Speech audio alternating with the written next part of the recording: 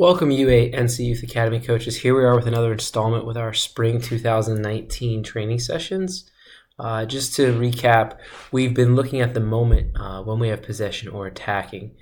These aren't to go in chronological order. They're just the delivery of these sessions online. So again, if you want to reach out or you have questions about some of the other sessions, I'm happy to connect with you to try and provide some insight before we get to those videos coming up in the next few weeks. So the big focus or the big push for us is to really look at us as a grassroots coach and the players that we're working with.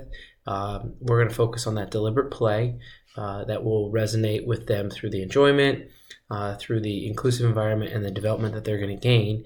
And that's all going to be connected to our grassroots playing philosophy, which is going to state that at the grassroots level, children learn and develop to their full potential through game-like experiences in an enjoyable environment which supports individual growth. And that individual growth is not only for them, but then we also have the flexibility and the ability down here to adjust as need be based on what they're showing us, not showing us, or the challenge level that we feel we can implement to help them in the session. So this week we're going to be looking at scoring goals or improving how we score goals through shooting, passing or dribbling, and or spreading out.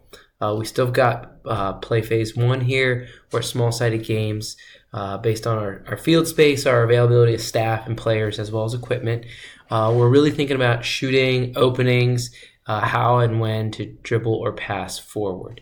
And then we have a variety of guided questions that we'll use to support them in this process. The main activity, or the core activity that we're going to focus on, is going to be a 2v2 with 2 goals. So you can see the blue team carries it on here. The red team sends 2 players out, and they can either pass or shoot through these goals here. They're just in each corner. It's based on your need in terms of what you think is going to challenge the players appropriately. And this could be like a small progression before you move either to the less challenging or more challenging activity. Just something to think about. We then move into our less challenging activity as we reviewed the 5 elements, and we felt the players needed this. And so the reason it's less challenging is because the zone that they're dribbling in is very large. And so it's easier to score. They've got a larger surface area for that. So it's just an end zone game. Very similar to the games up above, but this is just really going to help them have success based on their level and their need at the time. If we've got to ratchet it up or we want to make it more challenging, all we've done here is we provided a line. So I just drew this for us so we could see it visually, but that could be a cone line, it could be 1 cone, 2 cones, what have you.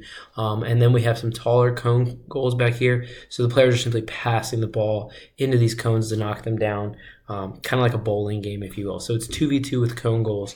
And this is where we're really going to see shooting and openings and that decision to pass or dribble forward come into play.